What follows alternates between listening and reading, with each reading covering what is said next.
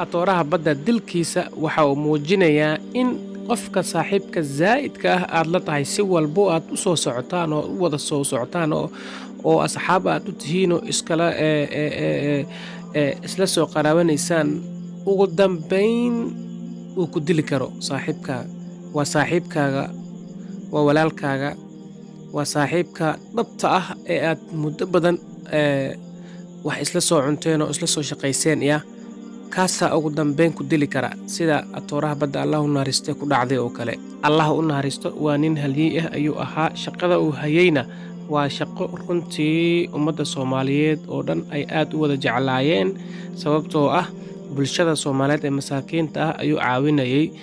Marka saaxiibkiisa ayaa dilay baa la leeyahay oo hadda aad u jeedaan oo kan fanaanada casaanka ah wata waaye.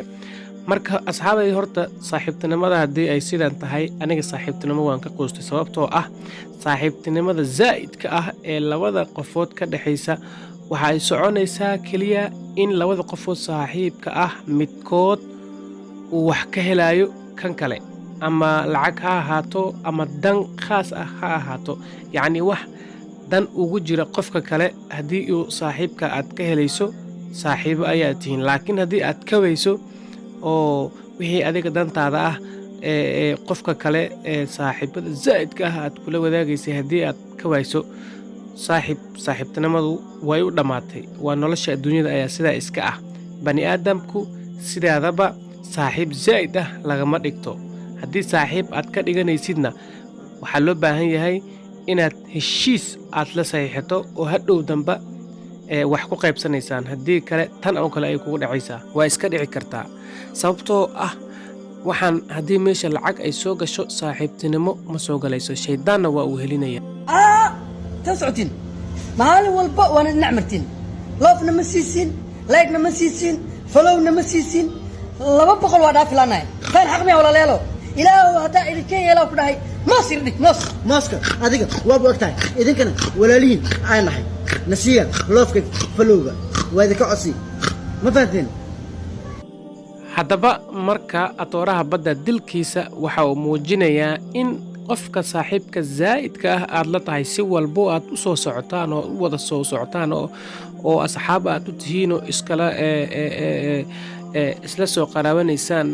ugu dambayn uu ku dili karo saaxiibkaaga. Waa saaxiibkaaga, waa walaalkaaga, waa saaxiibka dhabta ah ee aad muddo badan